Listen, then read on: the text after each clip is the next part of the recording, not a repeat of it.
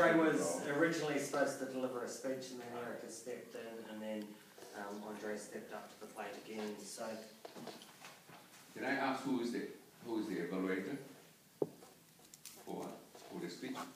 Because it's Erica and Erica. Erica is speaker and Erica evaluator. If you want to give me... You'll be evaluated? Yeah. Okay. John, no, in this one it says that. Okay. All right. I'll just do a general evaluation. Oh. So the title of Andre's speech is El Narco, and for the guests, Andre is famous for having some pretty unusual yet exciting speech topics. The objectives of his speech are eliminate speech hesitations as much as possible, display good body language, and execute varied vocal variety. He's not doing a speech out of any manual, this is just a project. So the timing for the speech is 5 to 7 minutes. Yep, welcome Andre.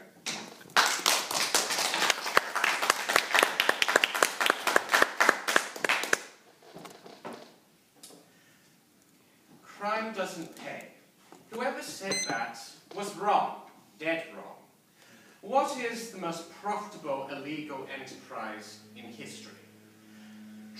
Guns? People? iPhones? No, it's narcotics. Whether it's China White or crack cocaine, drugs are the most seductive poison in existence. Even with the war on drugs, the flow of traffic never stops. And it's only gotten worse with worldwide law enforcement shifting to international terrorism. So where is the epicenter of narcotics? Colombia, wiped out in 1992.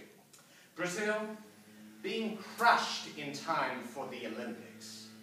No, the capital of illegal drugs is Mexico. Today, I'll be talking about the Mexican drug war.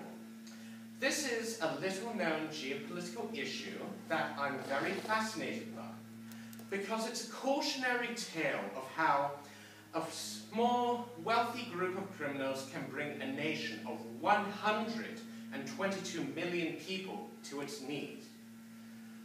Mexico makes my father's country, the Philippines, look safe. But why is that? Despite being part of the third world, Mexico has a lot going for it. Oil deposits, beautiful beaches, and the nucleus of a potent workforce.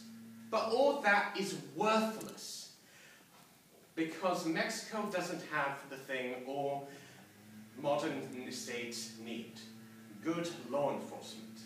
And it's all because of El Narco. What is El Narco? It's the term for the Mexican drug trade, but it also refers to the cartels which control the business. These organizations are not your usual criminal enterprises. They are the Fortune 500 of organized crime, boasting billion-dollar with 90% market share, boasting billion-dollar profits. They have the resources to hire legions of well-armed gunmen, buy the firepower to shoot any federales who oppose them, and have the clout to influence an already corrupt political system. And in the age of the post-9/11 world, these businessmen utilize calculated sadism on the level of the Islamic terrorist groups which plague us. Beheadings, boiling victims alive in tar, using children as young as 12 to conduct murders. No expense is spared if they wish to crush you underfoot like a bug. They are willing to bribe, torture, kill, and annihilate anyone who puts up a smidgen of resistance. The police, the cartel fought the law, and the law lost. More than 3,000 cops have been killed by the cartels. they do not have the manpower, the firepower to make a difference.